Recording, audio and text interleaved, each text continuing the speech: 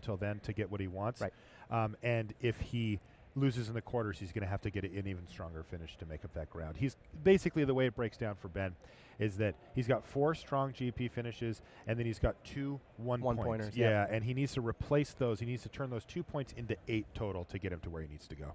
Or get more than the minimum at the Pro Tour. That's right. The Pro Tour will also give him a chance to get platinum, but you don't want to leave it up to that. He would not. It would be a lot more stressful for him if he had to go into that Pro Tour. Yeah, there's a reason he was on a flight to Florence for the Team GP. Yeah, he's actually going to play the points from in that. 5. Wow. 5 GPs from now until then. Now there are only about 5. Yeah, I think there's 6, but 2 are on the same weekend. Yeah, and that's right. And he said, I can't go to both. I'm like, thank you, Ben. And they're really far away too. I think it's like Singapore and Buenos Aires or something. But speaking of Ben Stark. All right, so here we are underway pack. in the top 8 draft. What'd he take? Well, so he looks like he already picked his card here. We're going to get a chance to have him pick it up and take a look at it because we couldn't quite see what it was. It is. Definitely need to see that. Nothing super amazing here, though, out of the rest of the pack. We'll get him to grab that, and here it goes. I still couldn't see it. Well, maybe we'll be able to have our – man, we won't really have our spotter say anything down in there either. All right, well, let's just try – we'll play the guessing game here, Randy. We'll try to figure out what it was based on what we saw. Scatter the seeds. seeds. And you know what? Yes. It might have been a scatter the seeds that he showed us. Was it? It might have been. It was green. I thought it was an artifact. Oh, okay. Well, let's not play this game. I don't know exactly what it was, but the Scatter the Seeds deck, though, Martin Juza did that deck, had really good success with that in Utrecht. He didn't actually make the top 8, but he got 3 pro points and actually moved up in the Grand Prix Player of the Year race, although he's now being leapfrogged. Martin's a guy you totally imagine winning that spot, right? Yeah. So Martin did well. Martin said, it's Selesnya Guildmage. That's the card being whispered into my ear. Perfect. Wow. If you sit down wanting to draft tokens anyway, which, Martin said, Luis, the tokens deck is awesome. And then we saw the deck Luis had in the last rounds of the Swiss, just unreal good. Ben has seen that deck. Ben and Luis talk all the time about limited strategy. They probably did right after the GP was done, the Swiss rounds. I'm sure they talked it after Luis built it. Like, Luis was struggling for how precisely to build that deck, and Ben was one of the guys he was talking to. This does seem to be the new hot deck here, by the way, in this format. Oh, yeah. I don't know if 100%. you noticed, but I sat down, and Nate Holt from Walking the Fringe is like, look, I've been drafting this sweet deck. He says, if I sit down, I'm forcing green-white tokens. I'm like, tell me about it. He described it. Then we watched Luis draft it. Like, you're saying Nate Holt broke the format? Nate Holt broke the format, yeah. Maybe some independent breaking of the format. I'm going to give Juza the credit. Okay. They're all finding it at the same time. Now, this pack is a little miserable here. Yeah. Well, the word is out. Like, there may be a lot of competition for the tokens deck. No, Luis is not a quiet man. Like, everyone knows what he did to those last 3 rounds of Swiss. It's true. Rampant Growth obviously is the green card. But if he is worried about competition, I don't know. Could he speculate on a card from another archetype? I think I would Rampant Growth here. I think I would, too. And that's what Ben's going to do. He's not happy about it, right? No, Narcolepsy's better, Repeal's better, Ashenmore Gorger's better, Smoke Braider if you're in the Elementals archetype. Like, there's a lot of cards there that would be a lot better for different archetypes. But Ben strongly prefers to be green. He's got a Scatter. He's got the Selesnya Guildmage.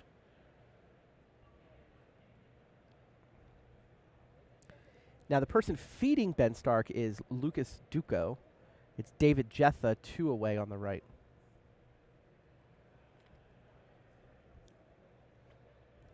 So Ben Stark, 2 solid picks for the deck archetype that he seems to be going for here. Again, it seems to have sort of broken in the late stages of this tournament that this green-white token stack is really one of the more powerful archetypes that you can get here. There's a Primarch. Yeah, Kavu Primarch's not a bad pickup. It's, again, not one of those great ones. There's Devouring Greed and a Thief of Hope in here. Yeah, Spirits is so yesterday, apparently. People don't seem to want to be taking those cards. Yeah, but the Primarch is reasonable. What's even better? This is unlike the last pack. The green card is kind of competitive anyway. And Vines is okay. The Coatl is okay if you want it to be green-blue. I think that there's not a tokens card in here is the problem. Yeah, he's got. Yeah, I think the Primarch counts. it's got it's got Convoke, right? Yeah, right. It counts. But you're right. It is not core to the strategy here. It's the pick if he wants to stay with it. He's going to take Lordstale Coatl. This is interesting. He's nervous. I think he's nervous about competition on his right, whether it's Duco or Jetha, maybe Lozano. Yeah. Now there's Skyreach Manta. But again, no tokens card here. Strider. Skirmisher, if you you and I want were it to be talking about double this at strike, the but he beginning of the doesn't. day here, Randy, talking about getting in your lane. Mm-hmm. And, You got to find a lane. He picked a lane. He did. That's what you do. You pick a lane, and then you hope it's open. Yeah, somebody may have forgot to turn if on it's their not turn open, signal and just move right in on it. And I mean, Ben, more than anybody else, believes in reading the table rather than like sticking to your powerful pick. So he goes Skyreach Manta. He's got that rampant growth. He can take his green cards and go 5-color green. I mean, you could still run a Celestial Guildmage in your 5-color green deck. It's going to be just fine. Totally. As an individual card, even if you don't have the synergies. Tribal Flames could go in the 5-color deck. It does seem to be the Ulamog's most appealing. Yeah, was there a Crusher in there? There is. It's a Crusher or a Tribal Flames Yeah, are I the would two think so. cards that I think stand out the most for Ben here. He's looking at the Fortify. That is a card that can go quite nicely in that token If you were, deck, yeah. but I feel like that ship has sailed here. I don't know if it's sailed, but I don't know that I would take Fortify over Tribal Flames and Crusher. Yeah, I like the Tribal Flames pick. I like that Tribal Flames pick too. He's looking for a lane. This Yeah. one's start. You know what? And he's He choosing pulled the in. widest lane on the freeway. Doesn't see here any too. traffic yet. 5 colors. Ugh. Oh, raise the alarm. Yeah, Raise the Alarm is one of the key cards for the deck now. But now Mock to Rioters. Yeah, so this is a true Now there's a fork in the Decision road. point Our here. road goes in two directions. the lane, as it were. Indeed. The lane on the left has lots of little token creatures. Raise the alarm. The lane on the right has domain spells. Yeah, the kind of thing that you think about when you're in Ben's seat now is, maybe there just wasn't that many of those. Because if somebody was cutting tokens, they would not let you have that Raise the Alarm. Right. He goes Rioters. All right, he has made his decision. For now. Can always revisit. Now he's starting to. He He's taken chose a a couple direction. of picks that really have pushed him in. That's one the direction. first one that really. Wow, that is a terrible pack. Yeah. He takes Sundering Vitae. There's really not much there for him. I mean, there's not much for anybody else either. The Vapor Snag is good for a blue player. That's about the only card in there that you're happy to even have. Rampant Growth. That's great. This is, 7 cards left? Was that his initial pack, or is that the last one he's seen? He's passing 6. He's so passing 6 here, yeah. So he picked up 7, so 8 cards were gone. Mhm. That was his first pack. And the Yep. Rampant Growth circled the table. That's a great sign. That's huge. Yeah, Domain is the lane that appears to be open. I mean, Affinity is maybe a little bit open. There was a Mirror Enforcer and a Somber Hoverguard have gone through his hands. Always feels like 2 people are fighting for that. Wow, he has It 2 does. good options here, too. Sylvan Bounty or Gruul Turf. Yep. These are both very strong cards for his deck. The Bounce Lands, of course, like Gruul Turf, giving him virtual card advantage and fixing at the same time. Mhm. The Sylvan Bounty, a powerful mana fixer, and even a decent late game spell against certain aggressive decks. He's going to take the Gruul Turf. It doesn't take a spell slot, and it gets him a lot of the value that the Bounty would give him anyway. Yeah, the one thing the Gruul Turf doesn't do is help with the Rioters and the Tribal Flames. Right. Yeah, that's a good point. It's not as good as a Forest and a Mountain in Ben's Yeah, deck. because what ends up happening though with this Domain deck is it's Domain and Sunburst, right? Mhm. You're going to be playing into both of those type of cards. Your Skyreach, Manta, and those Right. type Gruul of Turf's cards great are for gonna be- Sunburst, but Yeah. not as good for Domain. Yeah. And you usually have to play both. You usually have to make both of those work. That said, I think the Gruul Turf is the more powerful card. It's the uncommon card. And like you say, he's actually got a decent slate of playables. So getting value out of a land slot is nice too.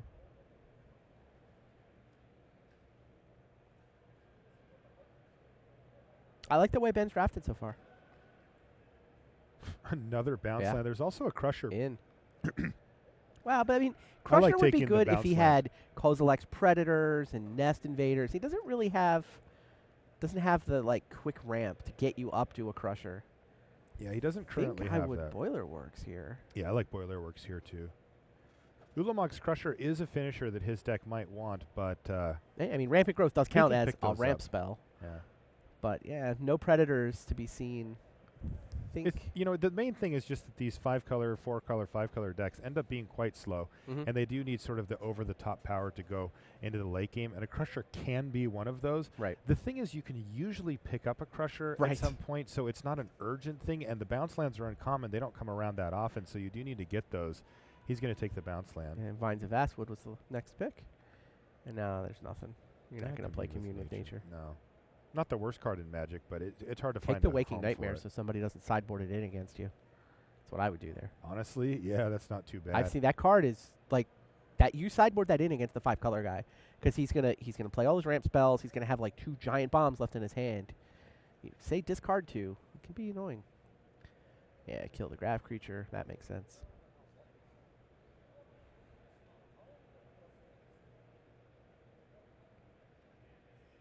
And a Thrive to Random finish Thrive. things off. So a nice pivot from Ben Stark there. You knew Agreed. where he wanted to go. Agreed. And in retrospect, it looks good too. You know, he had to make the decision with much less information than we have available to us. But even looking back, it looks correct. The only one little sticking point that made him think about it maybe was to raise the alarm. But after that, Right. nothing. Well, that was the fork in the road, and Well, but he changed gears before that. He moved in. He took a rampant growth and started exploring the. but he domain wasn't option. taking those over. He wasn't taking those over No. tokens cards. Like he was No. tokens, and then he was like, "Uh-oh, maybe Yeah. I should speculate on the 5-color version." Yeah. Then he hit the fork in the road, which is raise or what was rampant growth, right? Or rioters. Yeah, the Matka Riders. Yeah, already 3 domain cards, 2 rampant growths. I like where this is going. I do too. I mean, this is a powerful strategy in the format. He doesn't have the need bomb to open finishers, well. yeah. That's the thing, is that he does need to get those bombs. But the good news is that this next pack and of course the third pack are where he can actually pick those up, because now what you'll see is kind of cool. In the first pack, people take the bombs because they're not in a certain color.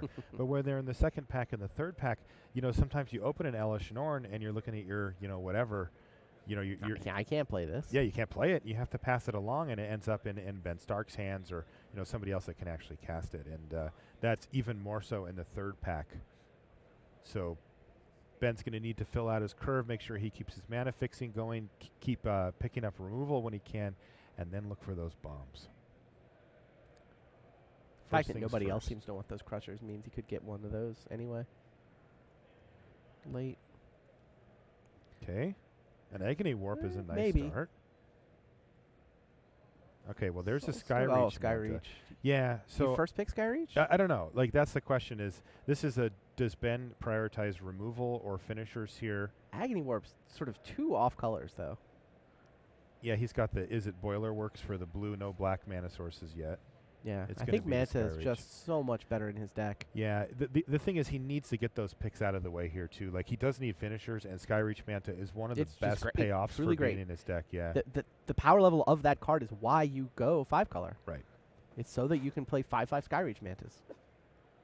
Well, as early as turn 4, even.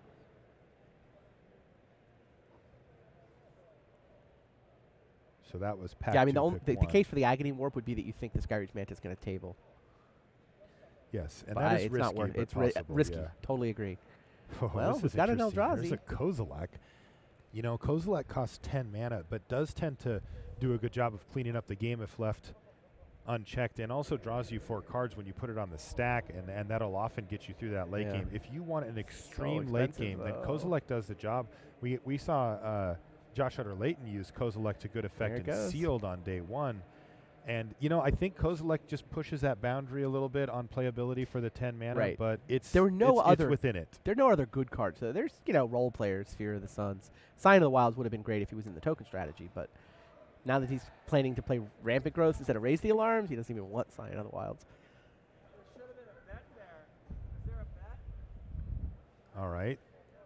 Well, Affinity cards floating some more. Yeah, Cranial but- plating there. well, third there's pick. also a Blinding Soul Eater there, too, Yeah, which yeah, I think yeah. is what Ben wants here. Agreed. But, yeah, a lot of affinity cards, actually. Really, the Cranial Plating is the one that stands out, of course. But But a I mean- Somber Hover Guards was in that pack. A Frogmite.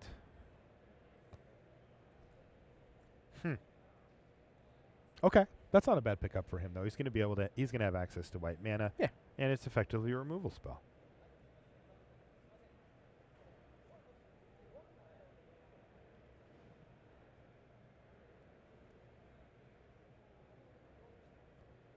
All right, what do we have here for Ben? Yikes. Aqua Strand Spider? Yes.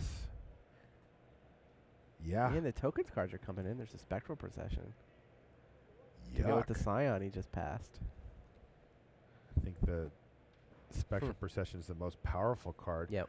Now, this is interesting. I mean, remember, you can pay colorless. Right. He could pay 5 mana for it, pay a white and 4W. for colorless. Yeah, and it's not even that bad of a deal at that either. It's easy to forget that you can play colorless for it. So, if you just happen to have a ton of extra mana floating around, maybe you just use it.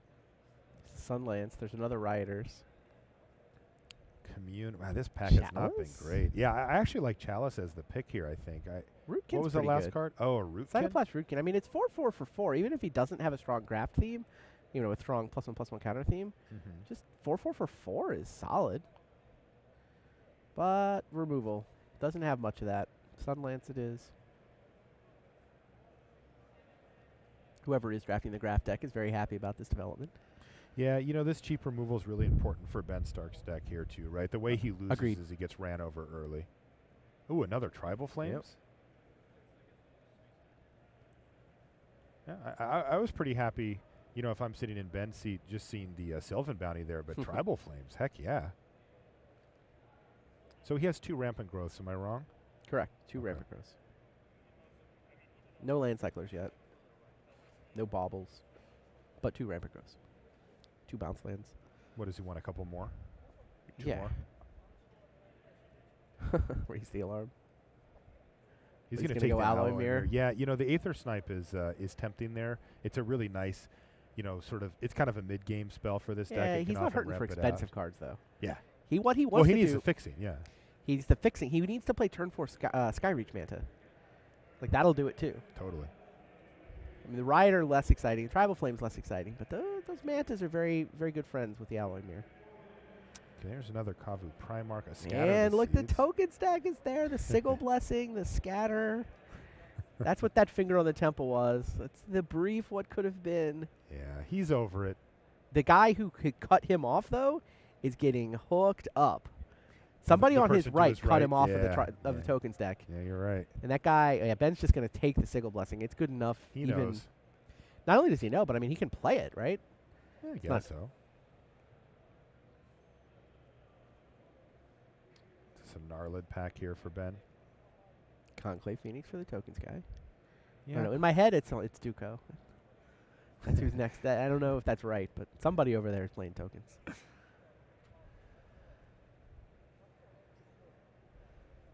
Celestial Purge for the sideboard. Not Sure. a bad pickup here either. As the second pack winds down here for Ben Stark.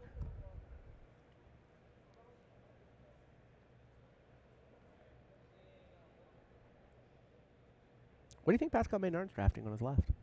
He's directly on his left. Yeah, it is Ben feeding Pascal, so this pack is Pascal feeding Ben. That is the second draft we're going to watch. So That's an interesting question. you'll, He passed him the Agony Warp. Is that the best card that he shipped him in that early pick? no, Agony Warp was this pack, wasn't it? Isn't that what Ben chose not to first pick? What was it? What did he ship him? What was the card that we thought he would take? Pascal. I can't remember from the first pick. Maybe Artifacts. He's shipped a lot of those.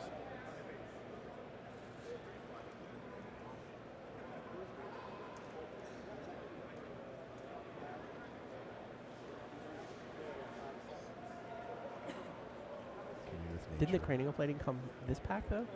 Yeah, it did. That came through No, Pascal. that There's no way cannot be- Pascal's that- on that can't Artifacts. be it, There's no. no way he's there with Thoughtcast going last either. You're totally right. Well, I officially don't know what Pascal's in. All right, well, we know what Ben's in. Yeah. All the colors. A Got strong what? 2 green Skyreach core. Mantas, 2 Tribal Flames, and 1 or 2 Rioters. Yeah, as far as finishers go, he has the Skyreach Manta. Yeah, I mean the Mantas are good, but Plus I mean, Kozilek. there's kind of only 2 of them. And there's 2 of those in Celestial Guild Kozilek. Mage is good too. I mean that is capable of winning the game by itself. Kozilek is the Slowly. only thing above Skyreach Manta on his curve. Come on, Ben, you got to think bigger than that. Yeah, seriously. That pack was okay, but that pack wasn't great. It was not great. I mean, he got past tokens cards instead of domain cards. Took the Skyreach Manta first. Did get a Tribal Flames, but he didn't really get hooked up.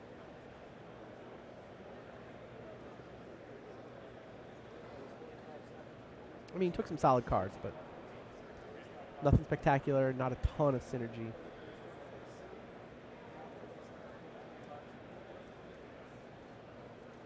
He needs, like, Primeval Titan. Something big like that, but not too big.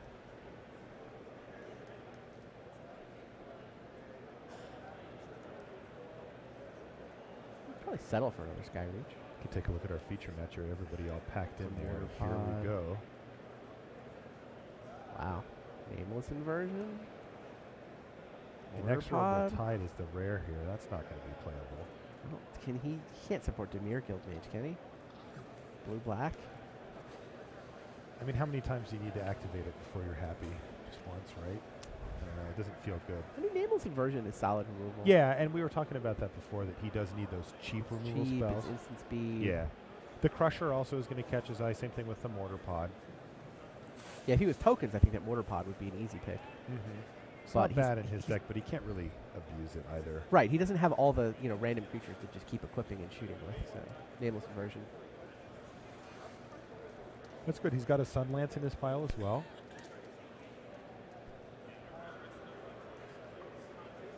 And let's see what he. There's Primeval Titan. You called it, got Randy. there. How did you do that? I'm not drafting with you tonight. Tonight I'm going to be thinking Karn. Don't say that. Ben's next pack might hear you. There's no way he's getting a third pick card. Okay. So you're calling that he's not getting it? No. Correct. All right, so Primeval Titan, I mean, that's the card, Randy, that you said you wanted him, that he wanted the most there. Yeah, his deck just got a lot better. Huge. Especially when you know what else it does? Yeah, I was about to say exactly the same thing. It makes Kozilek a lot easier to cast. It does. It also, you can search up the bounce lands to get in two different colors at once. You just have to return a land. Mystic Snake, that's not bad. Double blue might be rough for Ben here, though. What else is he going to take, though? The Evolving Wilds. Sure. Mystic Snake's very powerful and certainly worth having in your deck, assuming that you're going to have that blue mana in a timely fashion. Right. A hard counter like this. I think Evolving Wilds, though. Yeah. He's kind of only on the 2 rampant growths. Yeah, two rampant growths, and he's got the... No land cycler, no bauble. That's right. A couple bounce lands, but... Especially with the Tribal Flames and the Riders. Yeah, I like that. I like that. Double Tribal Flames, 1 Riders now, right? Sounds right. I think that's right. Yeah. So getting Domain is actually quite big for him. I think he'll have a reasonably easy time doing his Sunburst, but this is different. There's a Splinter Twin that does enough here. Electrolyze. Tribal Flames. Another Tribal Flames. There was also an Alloy Mirror. I predict he takes a red burn spell. I gotten that far. He did. Electrolyze over the Tribal Flames. I was curious to see which of those 2 he took. I was actually curious too. Tribal Flames can go so much bigger, and sometimes you can just craft your entire game plan around having like two of those. Yeah, and just sort of burning your opponent out from 10. Still, Electrolyze still says draw a card. Is amazing. Yeah, fantastic. It's also good against some of the cheap fast decks that he anticipates playing against. Wow, second Celestia Guildmage.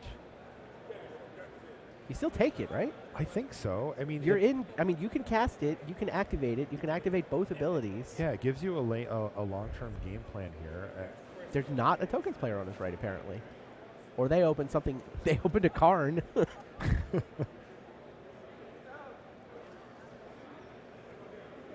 There were just no tokens cards in those opening packs. How many tokens cards do you take over Celestia Guildmage? Are there non-rares? I don't know. I don't think you take Scatter the Seeds over. No way. Wow. Really? Kozilek's Predator just hanging out here? That's great. Maybe somebody speculated on tokens and gave up. We saw that happen earlier. Right. I mean, and look, if you were at this table trying to build a tokens deck, you would notice that, anything downstream of Ben didn't let any of it through for the first couple of picks. So maybe 2 people started in tokens and they both bailed.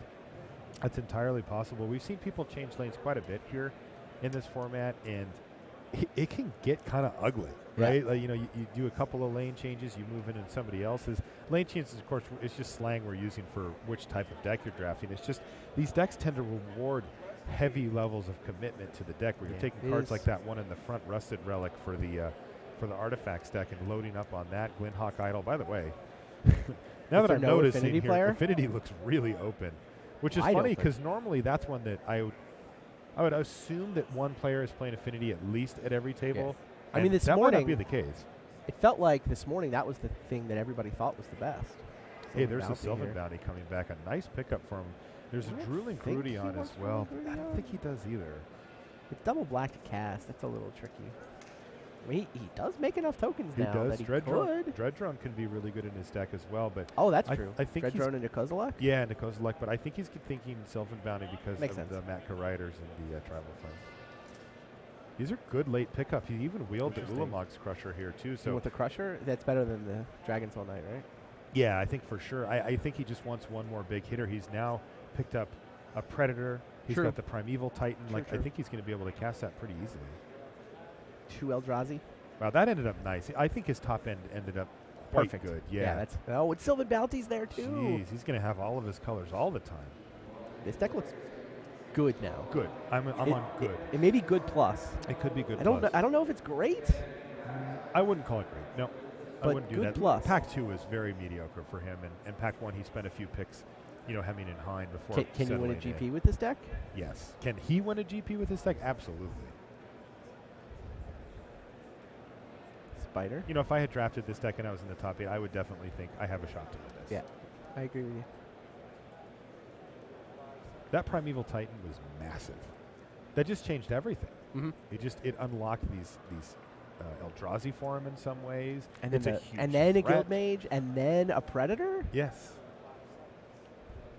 Wow, there's Raise the third to alarm, last pick, Rustic raise the Relic. alarm. So it does seem like nobody was in it, and maybe the packs were just light. I think that's what Yeah. Ben was thinking when he got that raise the alarm when he made his fork in the road pick Mhm. earlier was, gosh, maybe nobody is in this. But he decided to stay on course with the domain deck, and it has paid off for him here. I think he's better off Domain. I think so too. Even though it turned out there's not a tokens player. Even though there were a lot of tokens cards here, there were some in the second pack. I still think he's better off this way. I think so too. Oh, my bracket is backwards. It's Pascal Maynard feeding him, not him feeding Pascal Maynard. Okay. And welcome back to the booth here at Grand Prix Las Vegas. So we just got to watch Ben Stark play. Excuse